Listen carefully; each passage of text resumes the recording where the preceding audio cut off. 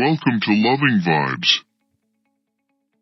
Paracelsus gave birth to one discovery, that man becomes ill only when the harmonious relationship between him and the constellation of the stars at his birth somehow breaks down. For this, a little explanation is necessary.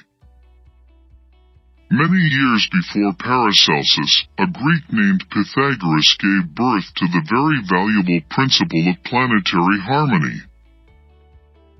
When Pythagoras proclaimed this principle in Greece, he had just returned from a journey to Egypt and India. When he had come to India, it was intensely absorbed in the ideas of Buddha and Mahavira. After his return to Greece, he included in his reports a specific reference to Buddhist and Jaina sadhus. He gave the Jaina seers the name Jainasophists, and also reported that they walk about naked.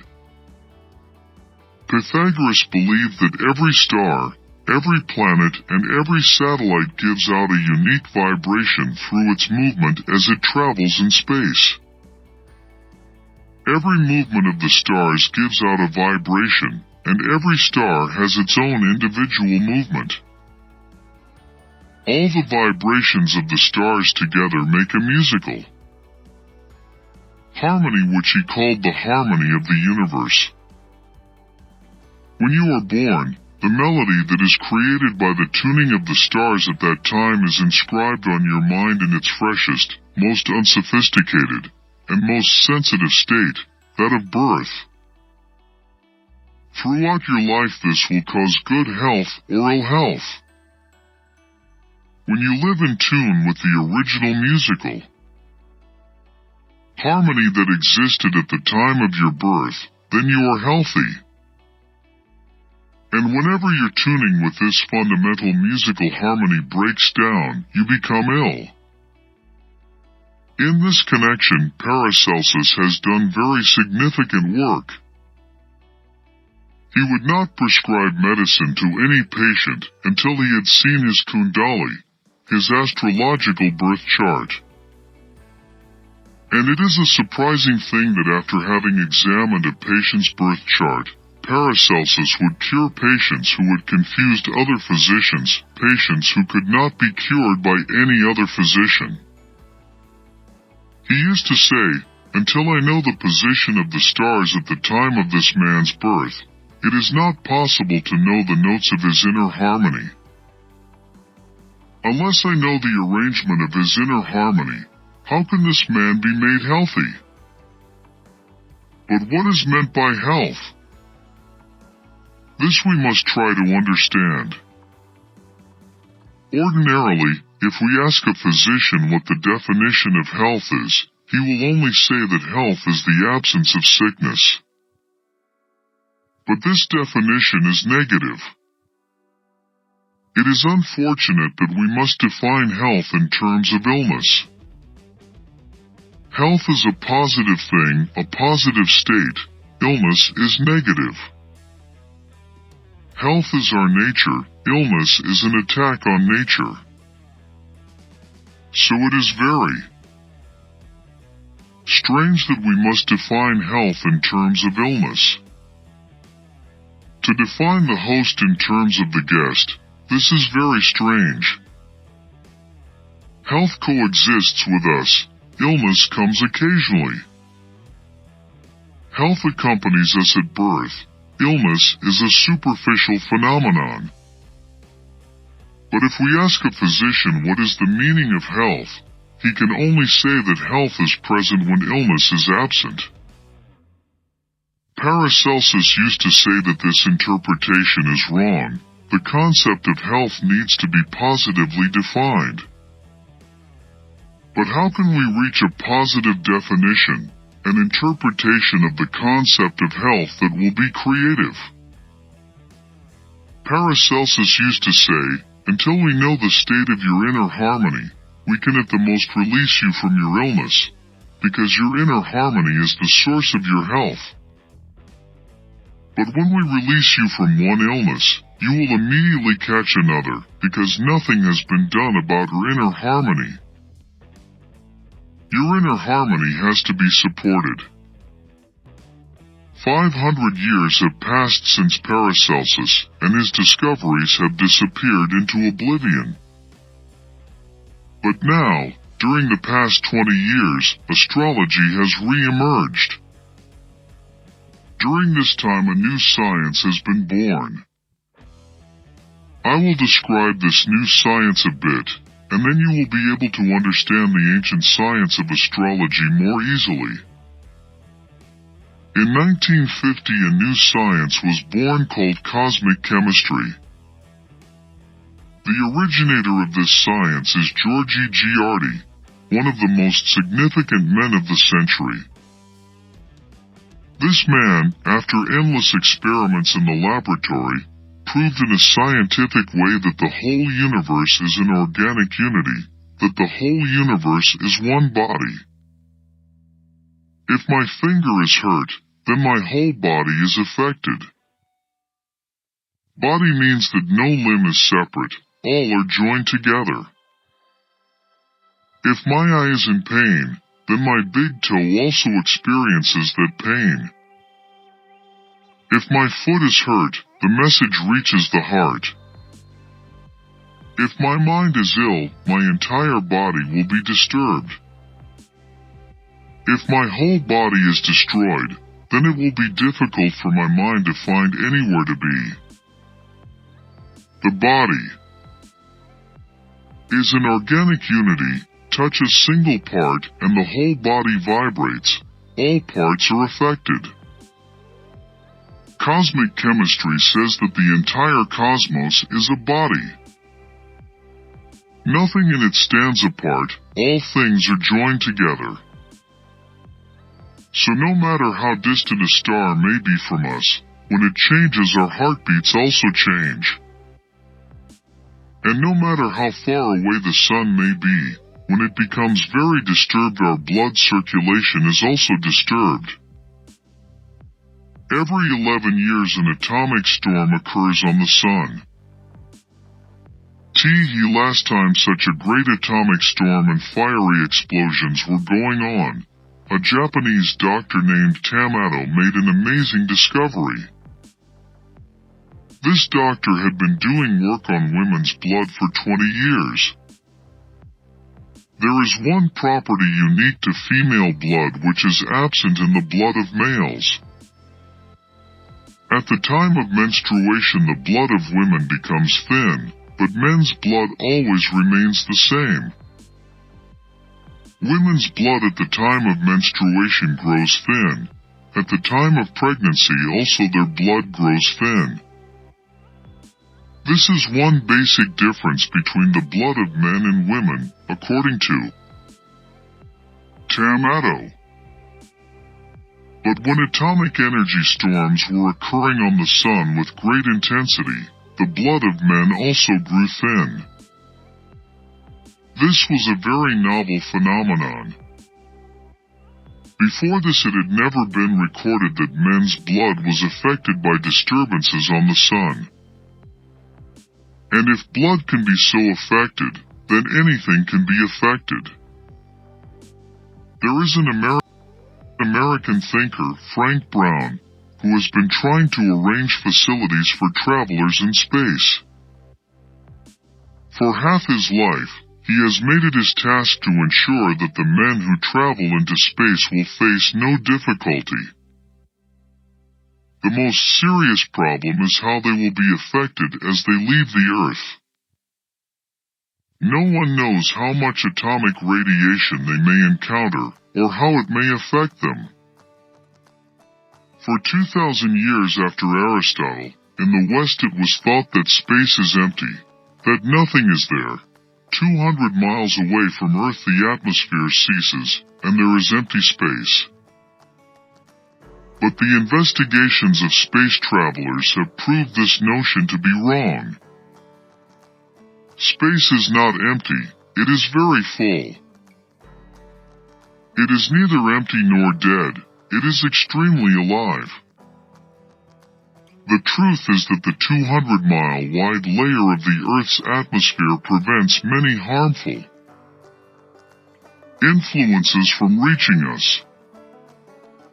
But in space all kinds of strange currents are flowing, the effects of which man may not be able to withstand. You will be surprised to learn this, and you will laugh, but before he would let a man be sent into space, Frank Brown sent a potato into space. It was Brown's contention that there is very little essential difference between a man and a potato. If the potato rots, then man cannot survive. If the potato survives, then man may also survive. The potato is a very hardy organism, and man is very sensitive. If even a potato cannot survive in space, then for man there is no hope of survival.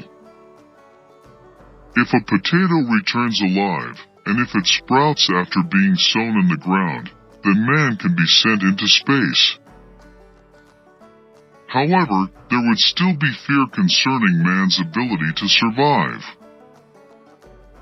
From his experiment, Brown proved one more thing, that a potato seed lying in the ground, or any seed lying in the ground, grows only in relation to the sun. The sun alone arouses it and encourages it to emerge.